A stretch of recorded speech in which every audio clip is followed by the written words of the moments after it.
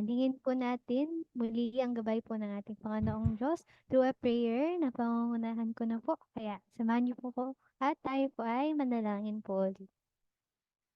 Lord our God, thank you so much po na this day ay kami po narito po muli and dinako niyo po kami sa lugar po na ito kung saan narinig po namin muli ang salita po patungkol po sa kapayapaan. Na sa oras po na ito ay nakarating po at nakapagtagumpay po ang bawat isa. Na sa gayon, sabay-sabay po kami na matuto kung paano po kami magiging citizens of peace po, Ama. Tulungan niyo po kami sa journey po namin na kahit po kami po ay maglakbay po kahit saan at mamuhay po sa labas, ay dala-dala po namin yung salita po May ng nagbabible kapayapaan study na siyang eh. Nagbabible study. magpapalit sa amin. Kaya nawa po Hindi tulungan niyo po kami sa journey po na ito at ganun din po, Ama, ay nawa hindi po kami umalis sa Zoom link po na ito nang wala pong natututunan. Kaya ibigay niyo po sa amin ang kaunawaan na dapat po naming malaman nang sa gayon makapamuhay po kami with a heavenly culture po, Ama, na bilang citizens of the heaven po, Ama. Salamat po aming samot dalangin sa pinakabanal na dugo ng Panginoong Hesus. Amen at amen. Ayan po, amen po. So, hello po sa bawat isa. Ayan. So, pwede po ba akong mag-request na tayo pa mag-open ka? Ayan, sigitin po ng nori. Ayan, alam niyo po yung nori po. Yung binabalot po sa nigiri. Ayun po. Ayan, sigitin po ng nori yung ating pong screen. Ayan, kaya po, kaya po natin mag-open cam. Ayan, open cam po tayo. Ayan, nang sa gayon, we can see each other po. Ayan, kahit po nasa Zoom po tayo. Ayan, makita po natin ang bawat isa. Ayan, dahil time will come, baka po magkita po tayo sa daan. Hindi po tayo hindi po tayo magkabatian kasi di po natin alam yung itsura ng bawat isa. Ayan po.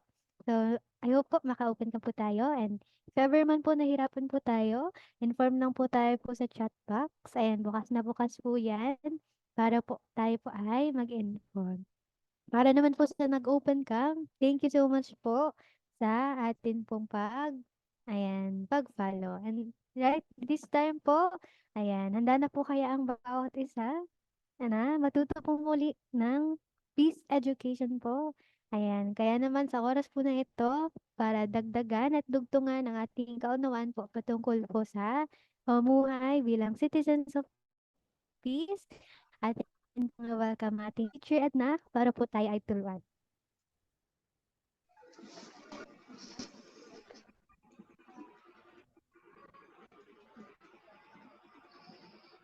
Amen po, mapayapang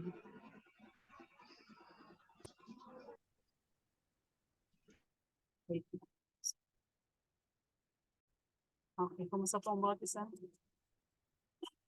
Mapayapang gabi sa bawat isa.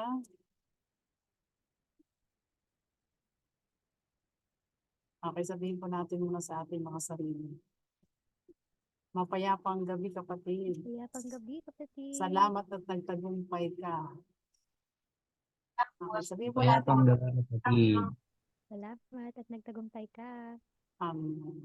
Kumusta po ang bawat isa? So tayo po ngayon ay nasa lesson 8 na. Ayan, so lesson 8 po tayo. At noong nakaraan po ay lesson 7 tayo. Na ang pamagat ay, mayroon po nakaalala? Ano po ang pamagat ng ating lesson 7? Meron po ba? Nakaalala? Next time kailangan i-recite natin yung mga title. So nasa lesson 7 na po tayo. Ay 8. At ang nakaraan po ay lesson 7, ang sakripisyo na walang kabayaran. Sacrifice without compensation sa English po. So ngayon naman po ang pag-aaral natin ay tungkol sa pag-unawa at pagpapatawad sa kapwa. Ay sino na po ba ditong mga kabataan ang na-experience na magpatawad? Magpatawad sa kapwa natin, kalaro, sa sino man na binigyan natin ng kapatawaran. Meron po ba? Meron ba kayong naalala na ginawa niyo ng pagpapatawad na kayo ay nasaktan. O ba, gusto mo mag-share?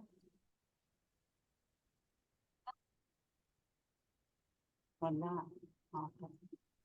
So, bakit kayo malag na magpatawad? Kayo ba yung nagpapatawad? Marunong po ba tayo magpatawad? Kailangan. Oh. Okay. So, sa ating po aralin ngayon, ay meron po tayong layunin.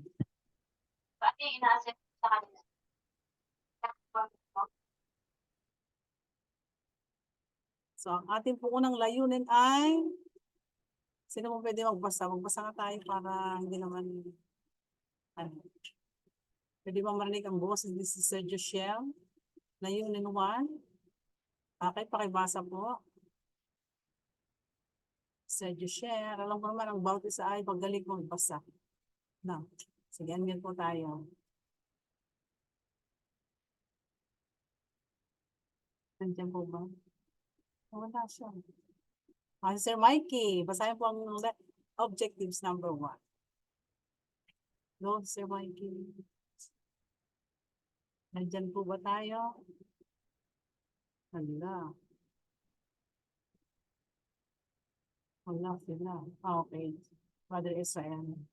Sila lang daw po magbabasa. Number 1, maunawaan ang kahulugan ng pagpapatawad at kaugnayan nito sa kapayapaan. Amen. Okay. Kasi basahin na po ng lahat.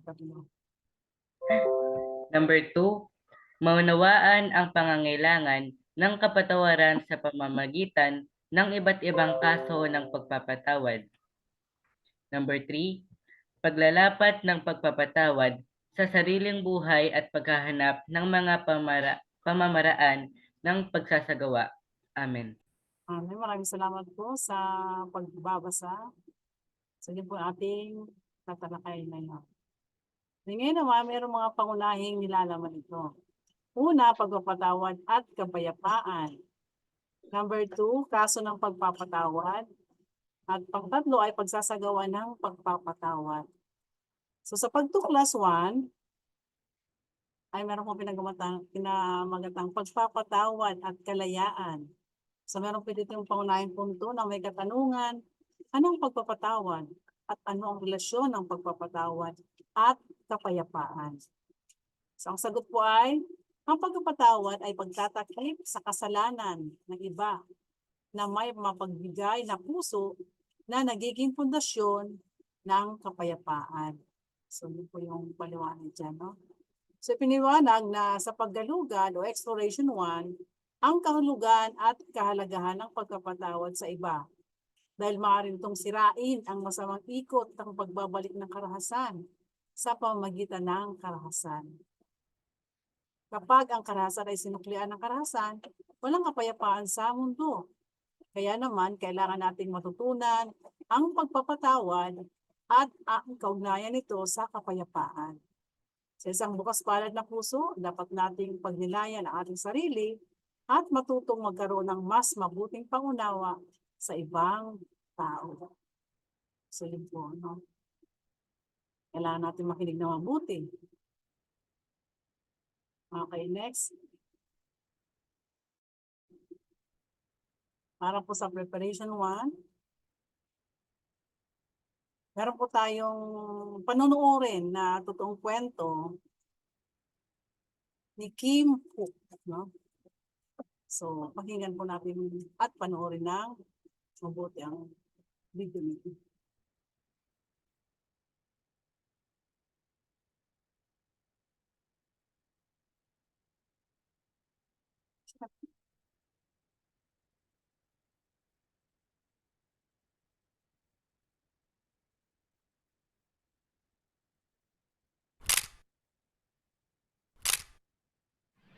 So, ito pa ito itong nangyari.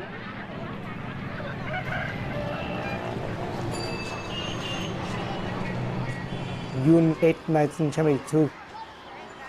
I'm in the AP office, Saigon, and a friend of mine said, Nikki, the Viet Cong locked down Highway 1. Why are you still here?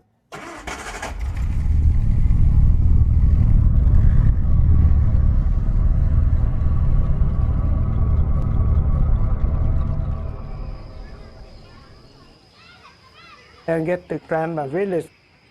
Look sky, I saw airplane coming. The airplane dive and dropped for napalm. And you see napalm explosion, all red, burning. And I took a picture of the whole thing. I said, I hope nobody will it.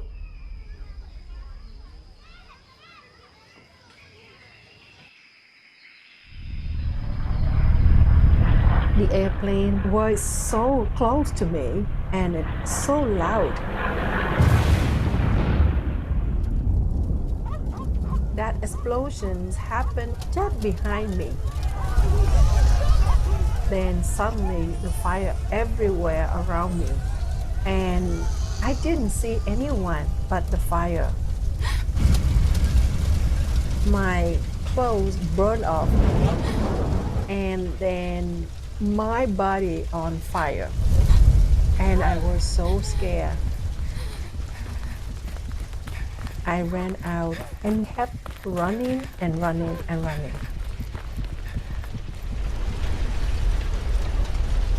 After the bomb, we don't hear no more. I think they all die. But after black smoke, I saw first one woman.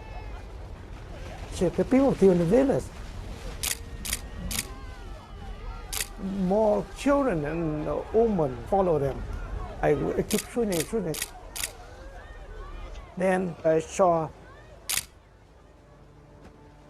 the girl, her arm are just running, open big mouth. I said, why is she wearing a clothes?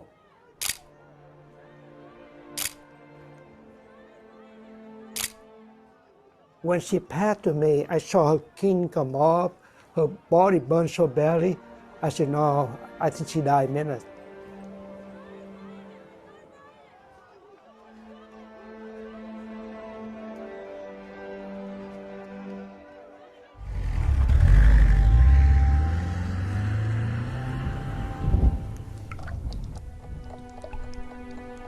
When I look, I said, unbelievable. The bomb burned all our clothes. This picture is very powerful. We sent picture right away.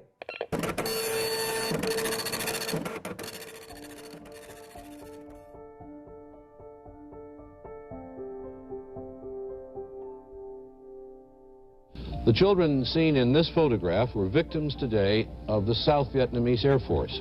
They are running from Trang Bang, a district capital near Saigon. The Viet Cong seized the marketplace of Trang Bang. After I went home from the hospital, the first time I look at that picture, I say, oh my goodness, why he took that picture? I'm naked and agony and it look ugly. But later on, I have to accept that that picture is a really powerful. I became a victim of war. And, millions of children who suffer, their picture wasn't taken.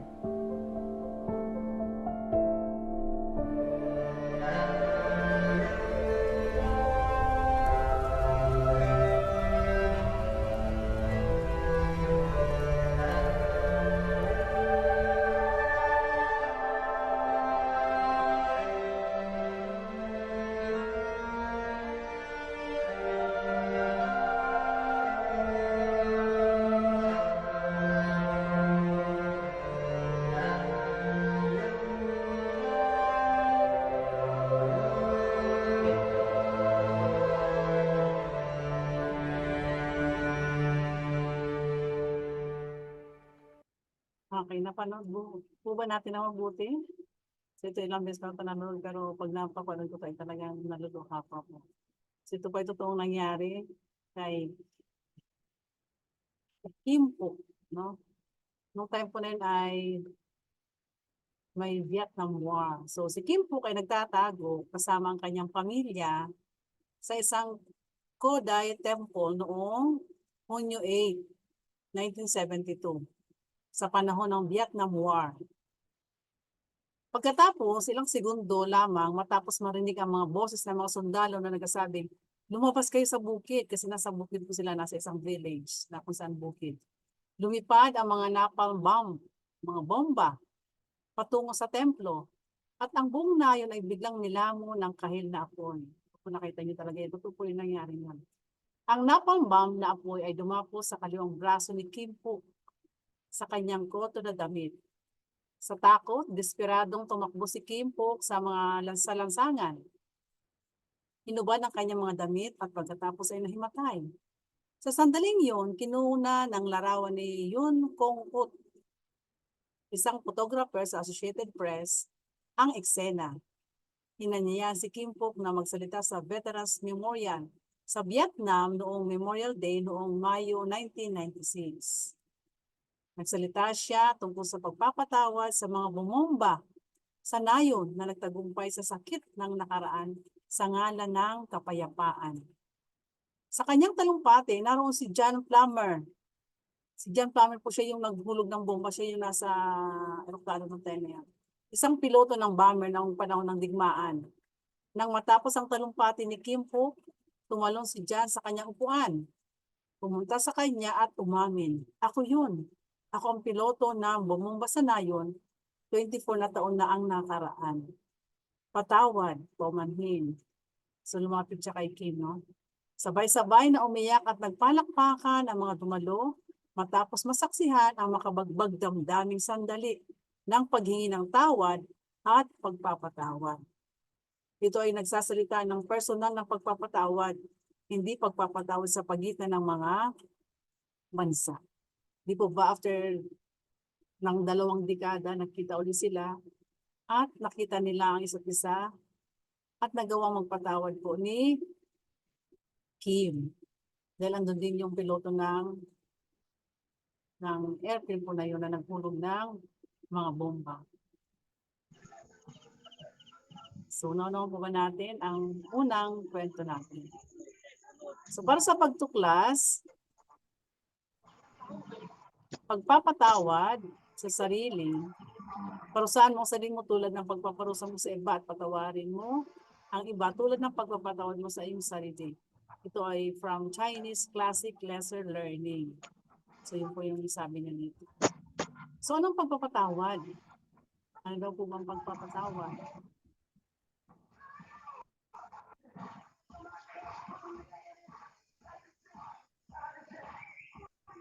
Okay, pakiamtit ang mirror po muna. So, mga sikat na sipi tungkol sa pagpapatawad. Ito po yung sunod nating pag-aaralan.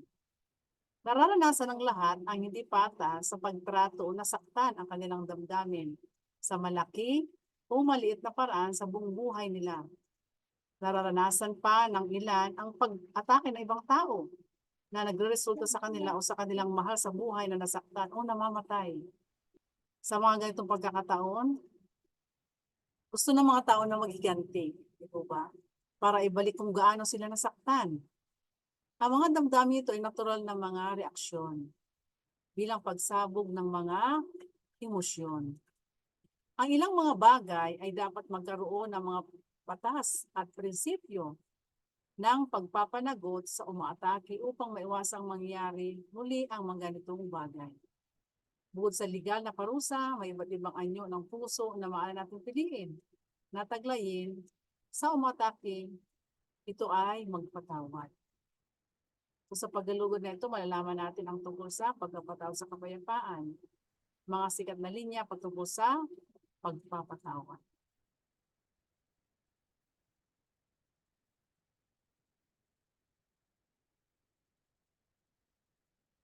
Ito naman po una ay ang pagpapatawad at kalayaan.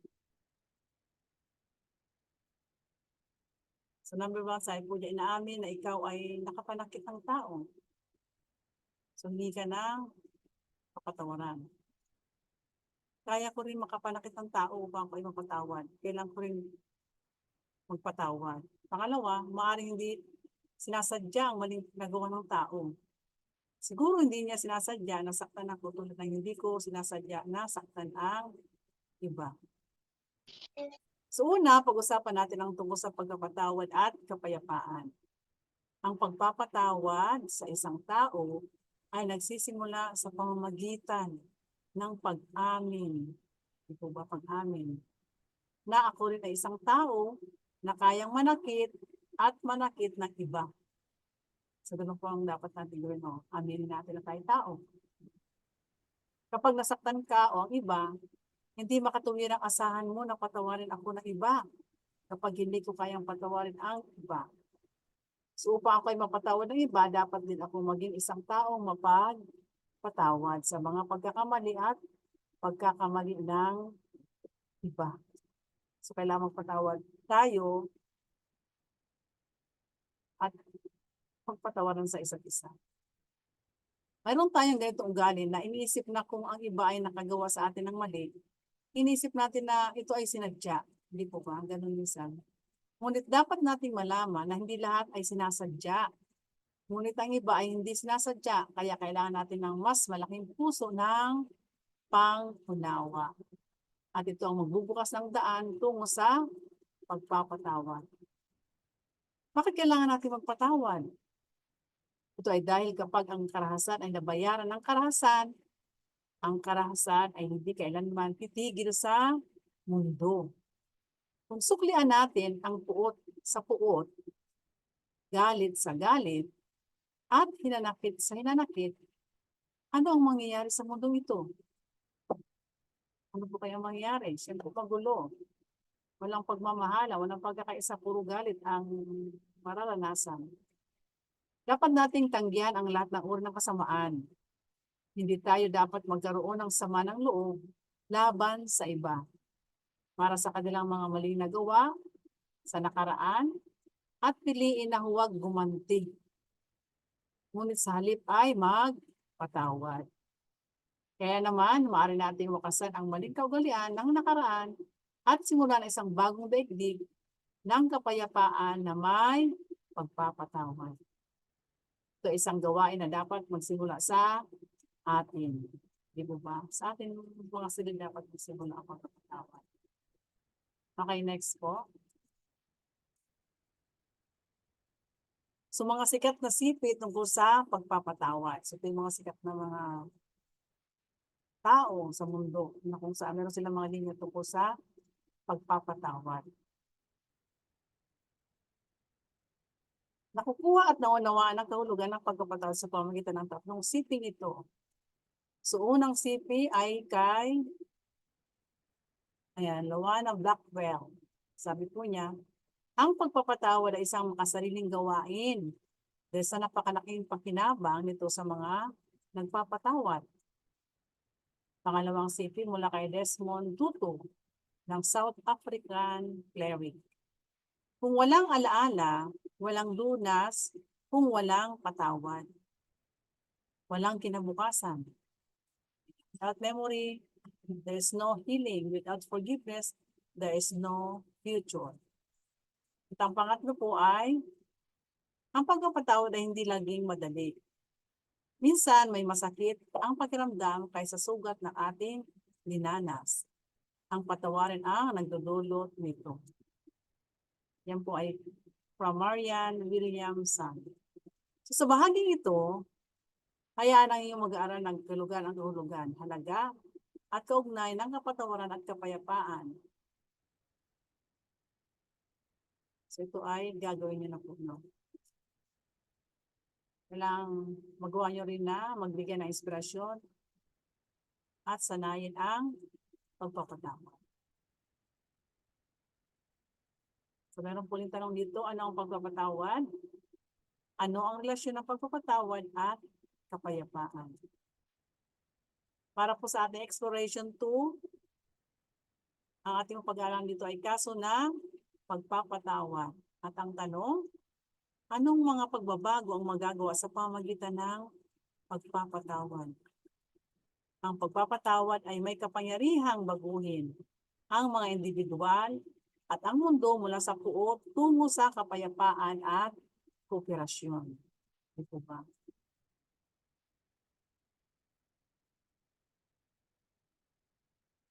So para sa ating preparasyon 2, CP na dapat pagnilayan, sabi po rito ni Bernard Meltzer, siya ay American radio host.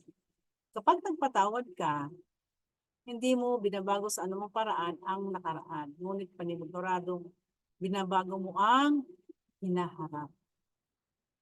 So kailangan pag nagpatawad ka, kalimutan mo ng lahat at move on na po. Diba? So mababago ba ako at ang mundo ng pagpapatawad? Magbabago pa ba ang taong iyon kung patatawarin ko siya? Kung patatawarin ko siya, may iba pa bang mabibiktima? Talaga bang gagaling ang mga sugat ko kung patatawarin ko siya? Masyado bang magiging hindi patas ang mundo dahil sa pagpapatawad? So yan po yung mga katagan dito.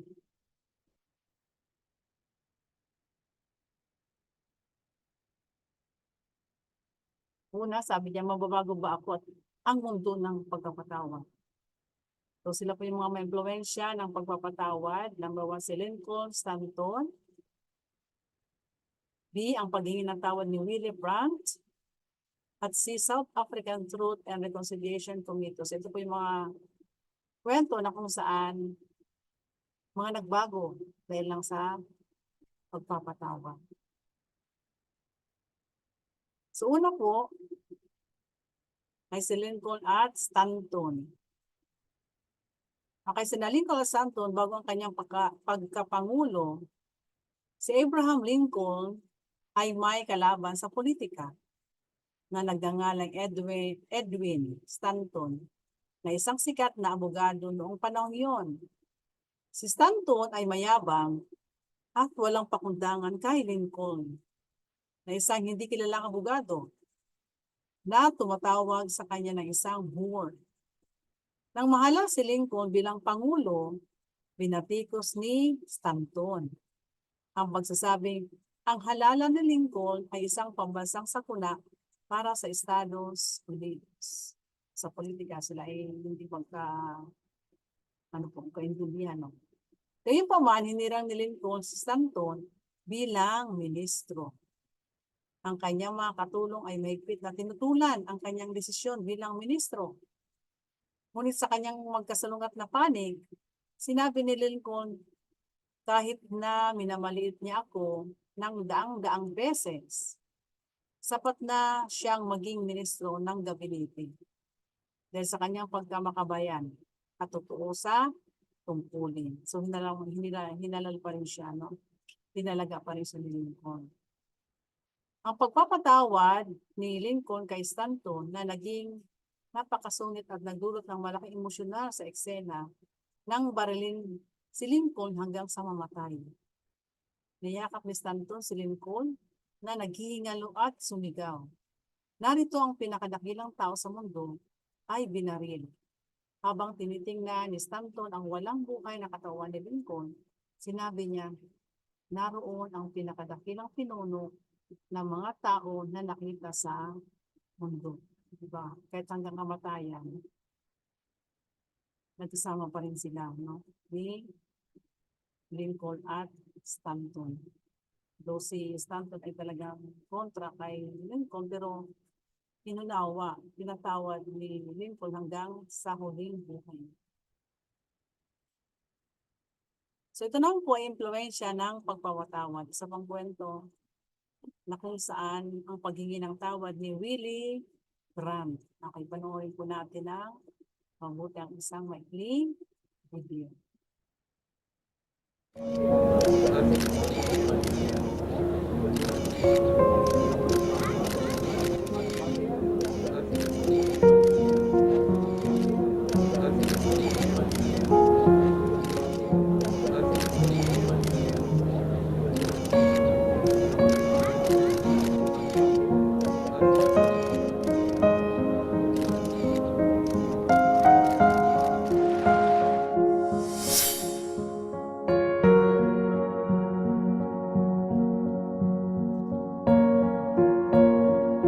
Vor dem Denkmal für die im Warschauer Ghetto Umgekommenen kniete ich nieder.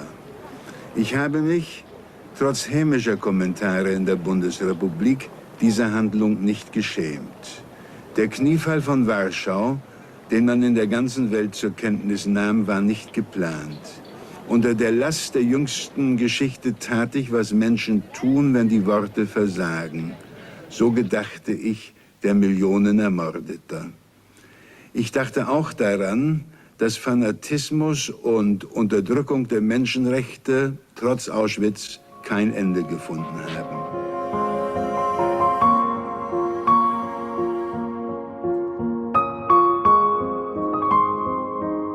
Das ist gut, dass Brand ist heute in Polen und dass die alle polnischen Leute sind auch wie ich, sehr, ich weiß nicht, das ist schmerzweselig. Sehr glücklich darüber? Ja, sehr glücklich. Wir hoffen, dass jetzt wird der Frieden immer größer und immer schöner die Welt.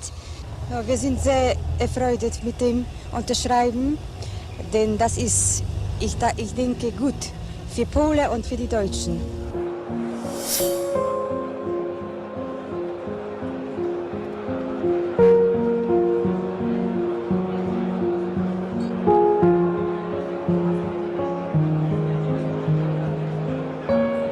Damals am Tage der Unterzeichnung in Warschau artikulierte Günter Grass die Notwendigkeit einer Politik der Versöhnung. Ich hoffe, dass man auch in Deutschland, genau wie man hier in Polen beobachten kann, begreift, dass hier nicht auf etwas verzichtet wird, sondern dass Brandt den notwendigen Schritt getan hat und einen Anfang gesetzt hat. Sehen Sie, ich bin unmittelbar betroffen, ich komme ja aus Danzig, ich weiß, was das bedeutet, Verlust der Heimat. Ich habe diesen Verzicht für mich schon gleich nach Kriegsende getroffen, aber jetzt bin ich auf eine betroffene Art doch dankbar, dass das auch endlich zum Vertrag gekommen ist und dass für die junge Generation, ich denke auch an meine Kinder, die Belastungen der Kriegszeit aufhören.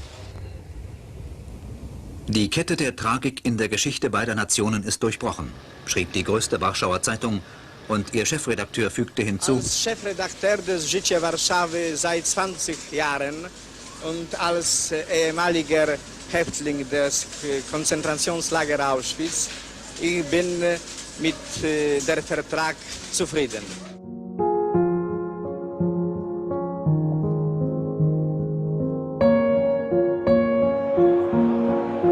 Es war völlig klar, ohne den Gewaltverzicht zur Veränderung bestehender Grenzen, gleichgültig wer sie gemacht hat, wann sie gemacht, wo sie liegen, gibt es in Europa keinen Frieden und keine Stabilität.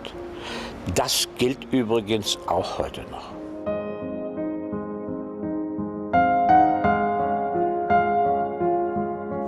Wandel durch Annäherung heißt der politische Leitgedanke, der seit 1963 immer wieder anklingt. Die Fähigkeit, auf eine wandelnde Welt, auch eine sich im Osten wandelnde Welt, positiv einwirken zu können.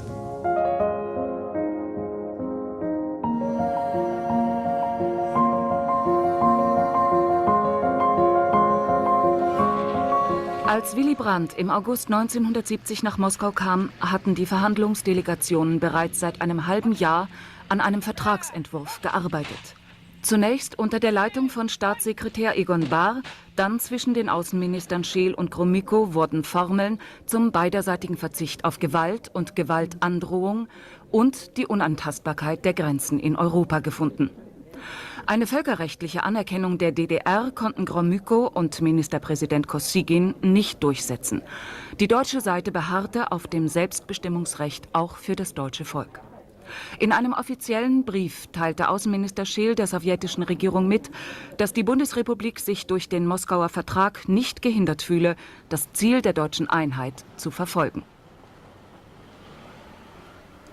Manche Experten sprachen von einer befreienden Wendung für die Stellung der Bundesrepublik Deutschland in der Welt. Andere von einem Erfolg der Sowjetdiplomatie. In einer feierlichen Zeremonie im Katharinensaal des Kreml setzten am 12. August 1970 Bundeskanzler Brandt und Ministerpräsident Kosygin ihre Unterschriften unter den Vertrag. Besonders heftig bekämpfte die Opposition im Bundestag das Vertragswerk mit dem Osten, an vorderster Front Franz Josef Strauß. Meine politischen Freunde und ich sind der Überzeugung, dass diese Verträge in der vorliegenden Fassung die über den militärischen Gewaltverzicht und die Bereitschaft zur Zusammenarbeit hinausgehen, einen Bruchpunkt in der deutschen Nachkriegsgeschichte bedeuten, auf einer Straße, an deren Ende nur Unheil stehen kann. Bundeskanzler Brandt, der seine Mehrheit im Bundestag nach Übertritten einiger Abgeordneter zur Opposition verloren hatte, konnte dennoch die Ostverträge in Bundestag und Bundesrat durchbringen.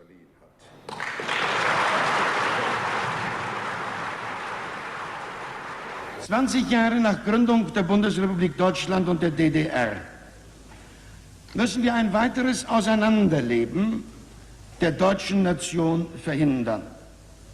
Also versuchen, über ein geregeltes Nebeneinander zu einem Miteinander zu kommen. Wir stehen nicht am Ende unserer Demokratie. Wir fangen erst richtig an. Wir wollen ein Volk der guten Nachbarn sein und werden, im Innern und nach außen. Am 19. März 1970 fährt ein Zug über die Grenze nach Erfurt. Gestützt auf die Zustimmung der westlichen Alliierten eröffnet Willy Brandt nach 25 Jahren der Teilung den Dialog mit der DDR. Ich wünsche Ihnen einen recht angenehmen Aufenthalt. Ich danke Ihnen sehr für die Begrüßung, auch dafür, dass Sie gutes Wetter besorgt haben. Daran soll es nicht liegen. Danke sehr. Über die harten politischen Gegensätze konnte auch das Bekenntnis der Bürger Erfurts zu Willy Brandt nicht hinwegtäuschen.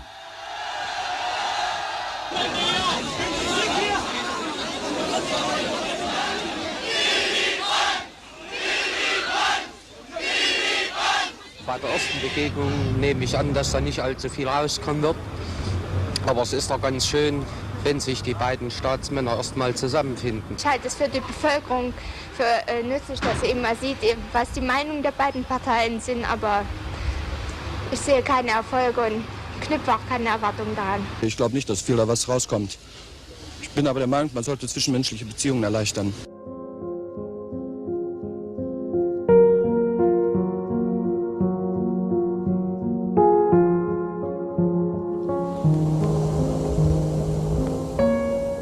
Es hat ihn gezeichnet, eine Politik durchzusetzen, die von vielen kritisiert wird.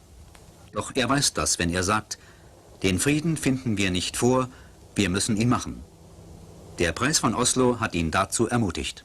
Ich bitte Sie, Herr Bundeskanzler Willy Brandt, das Diplom und die Goldmedaille des Nobelfriedenspreises für 1971 entgegenzunehmen.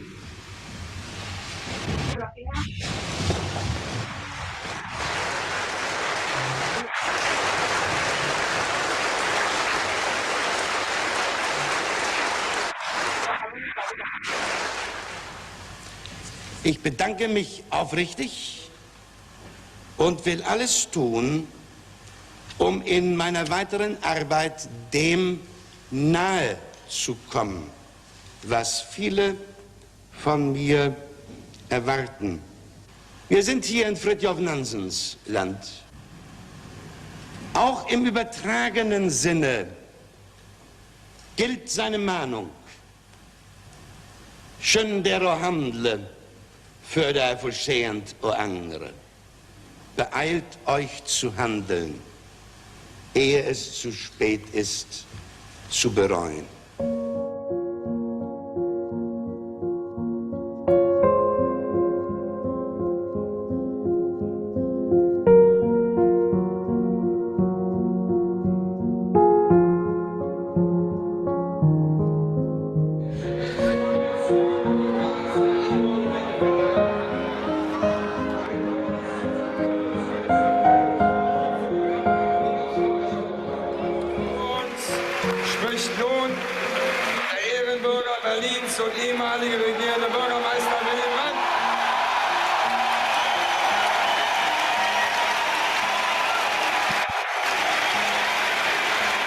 Meine Überzeugung war es immer, dass die betonierte Teilung und dass die Teilung durch Stacheldraht und Todesstreifen gegen den Strom der Geschichte standen. Und ich habe es noch in diesem Sommer zu Papier gebracht. Man kann es nachlesen, wenn man will, ohne dass ich genau wusste, was im Herbst passieren würde. Berlin wird leben und die Mauer wird fallen.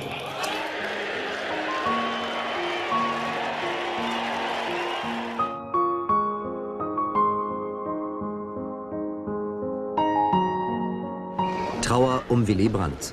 Im Berliner Reichstag erwiesen Politiker aus vielen Teilen der Welt dem Sozialdemokraten und ehemaligen Bundeskanzler die letzte Ehre.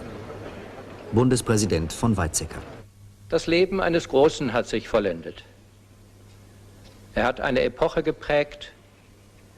Er war ein Versöhner der Deutschen mit sich selbst. Er hat das Verhältnis. Okay, mama pala yung nakuha ko nito. So si Willy Brandt ay isang politiko, no, yung mataba niya kanina. Next time mapakita ko saan yung paano siya lumuhod doon sa plaza, nangingi siya ng tawad. So si Willy Brandt ay isang politiko na nagsilbing bilang ika-4 na federal na punong ministro ng kanlurang Alemanya mula 1969 hanggang 1974. Mula nung time na yon, simula noong umaga ng Desyembre 7, 1970. Si punong ministro na si Willy Brandt na bumibisita sa Poland ay lumuhod sa basang lupa sa harap ng monumento sa paggunita sa mga biktima ng pag-aalsa ng ghetto sa Warsaw. Ang mga aksyon ni Willy Brandt ay binigyang kahulugan bilang paghingi ng tawad sa mga krimen sa digmaan ng ginawa ng Nazi Germany. So noong World War II. Siyempre, sa paghingi ng tawad ay hindi pinawalang sala ang lahat ng mga biktima ng World War II ng Nazi Germany. Gayunpaman, totoo na ang pagluhod ni Willy Brandt sa Warsaw ay nakatulong upang mapabuti ang ugnayan sa pagitan ng Alemanya at ng mga bansa sa silangang Europa. So next time, papakita ko kung paano lumuhod si Willy Brandt sa ano po na yun, sa monumento. No, sa pamagitan ng pagluhod niya na yun ay nagkaroon ng kapayapaan, nagkaunawaan po yung Aleman at silangang Europa. Imagine niyo bilang kahit punong ministro na pinakamataas na leader ng bansa ay lumuhod upang ipakita lang ang pagpapatawad, pagpapakumbaba sa mga biktima ng karahasan ng war nung panahon ng Nazi. So yun po ay isang halimbawa din ng pagpapatawad na kahit sino ka man, kahit bababang angkan ka, mataas na angkan, leader ka. So para ang puso mo ay nandun para magkaroon kapayapaan, luluhod ka, no? Bababa ka sa iyong posisyon para humingi ng kapatawaran upang magkaroon lang ng pagkakanawaan ang mga tao. So ito naman ay impluwensya ng pagpapatawad. Kasi sa South Africa, na kung saan si Willy Brandt siya ay lumuhod, ito namang dalawa na to. Ito si South Africa Truth and Reconciliation Committee. So sila po yung mga organisasyon na kung saan pinamumunuan po nila ang kanilang bansa, ang kanilang lugar para magkaroon ng kapatawaran sa isa't isa. Ano po? Sabi nito, ang salitang apartheid ay nangangahulugang racism na nasa South Africa. Ang mga itim ay pinaghigpitan na hindi pumasok sa mga lugar ng puti at lumipat mula sa isang seksyon patungo sa isa pa nang walang sakripisyo o certification upang makatawid.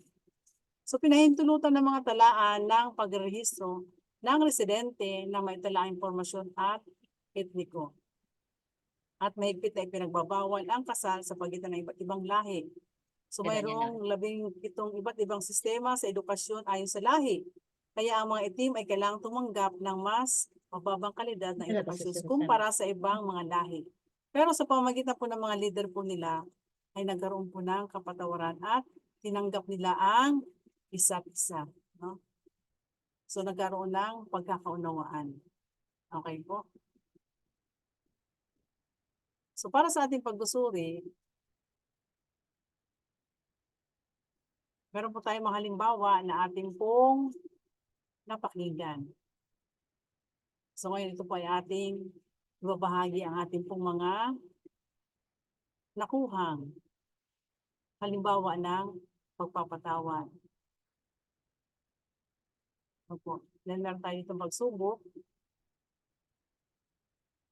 na ating pong gagawin. Gumuhit ng larawan ng iyong sarili o anumang bagay na pagpapasya sa iyong puso tungo sa impluensya ng pagpapatawad.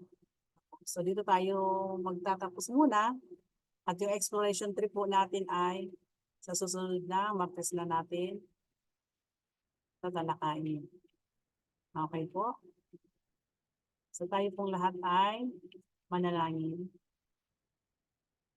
Aming Diyos na makapangyarihan sa lahat. Salamat po Panginoon sa lesson na ito na aming po napakinggan sa oras po ito. Sa mga halimbawa po na mga leader ng iba't ibang bansa na kung saan na kahit ganun po ang kanilang posisyon ay na doon po yung kanilang puso na mapagpumaba. Tulungan mo kami Panginoon na sa panahon ito, sa bawat oras, sa bawat araw, ay pagkulang mo kami ng espiritu ng pagpapakumaba at higit sa lahat ng pagpapatawa sa ating aming mga puso at isipan.